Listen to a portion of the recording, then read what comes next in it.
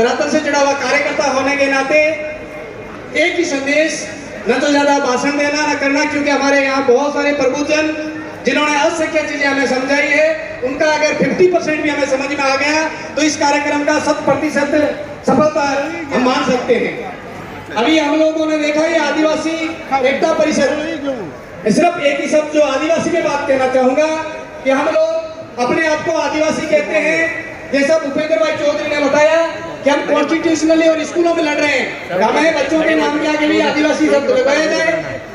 क्या हम संवैधानिक रूप से आदिवासी आइडेंटिफाइड है या नहीं, ये हमारे लिए सबसे बड़ा प्रश्न है, क्योंकि हम संवैधानिक रूप से शेड्यूल्ड ट्राइब आइडेंटिफाइड है। और ये बात मैं इसलिए कह रहा हूँ, मेरा आप सभी के आशीर्वाद से आदिवासी एकता परिषद और आदिवासी समन्वय मंच भारत के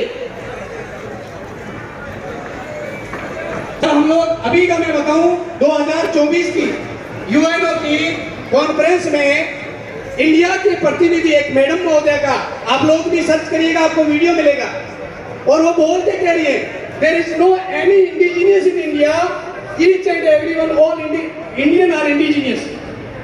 मतलब यूएनओ में प्रतिवर्ष भारत की तरफ से जो प्रतिनिधित्व करने वाला सरकार का डेलीगेशन जाता है, वो कहता है पूरे भारतवासी आदिवासी हैं, अलग से कोई आदिवासी नहीं है। मैं जब पिछली बार भी हमने रखी थी मोहन दादा, हमने कहा कि अगर भारत में आदिवासी नहीं है तो आपने 5th शेड्यूल किसके लिए बनाया है? जो 10 स्टेट में है, हिमाचल प्रदेश, राजस्थान, गुजरात, मध्य प्रदेश, महाराष्ट्र, छत्तीसगढ़, उड़ीसा, तेलंगाना के अंदर जो ये 10 राज्यों में 5th शेड्यूल है, और फिर आपने 6th शेड्यूल का प्रावधान किसके लिए किया है? जो 4 राज्यों में, असम, त्रिपुरा, मेघालय, मिजोरम में, ये स्वायत्त शासन का प्रावधान के लिए हम आदिवासियों के लिए किया है, आदिवासियों की सभ्यता और संस्कृति के संरक्षण के लिए किया। तो मैं ज्यादा उस पर नहीं जाऊंगा, बहुत सारे विशेषज्ञ हो, मैं तो आज इस सदन के मार्फत से इस यहाँ से ये संदेश देना चाहता हूँ कि आप जितने भी देश के कोने कोने से जो यहाँ आदिवासी लोग आए हुए हैं, क्रांतिकारी लोग आए हुए हैं, धरातल से जुड़ करके कार्यकर्ता जो आए हुए हैं, अपने अपने जगह से जाकर के एक मूवमेंट चलाएं कि हमें संविधान संशोधन करके ट्राइबल, एसटी ट्राइबल की जगह आदिवासी शब्द इंक्लूड किया जाए।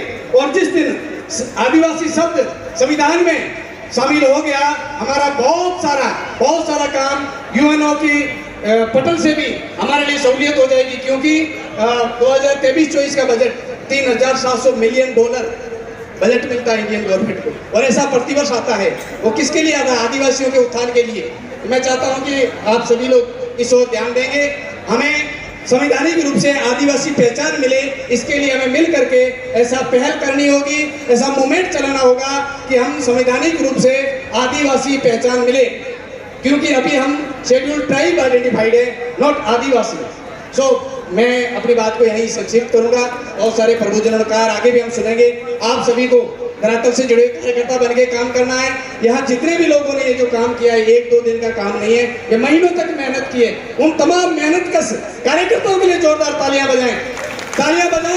उन रसोई घर में रसोई बनाने वालों के लिए जो पिछले 40 घंटे से नॉन स्टॉप खाना बना रहे हैं और 1 सेकंड के लिए खाना नहीं रुका है, उनके लिए जोरदार तालियां बजाएं। उन तमाम सहयोगकर्ताओं के लिए जिनके बदौलत ये सभी आलीशान कार्यक्रम हो रहा है। आप सभी का जोहार, धन्यवाद। जोहार दादा, बहुत बहुत धन्यवाद। और पेंडाल वाले साथी जहाँ कहीं भी है, कृपया सामने आ जावे पेंडाल के सामने, वो बैरिकेड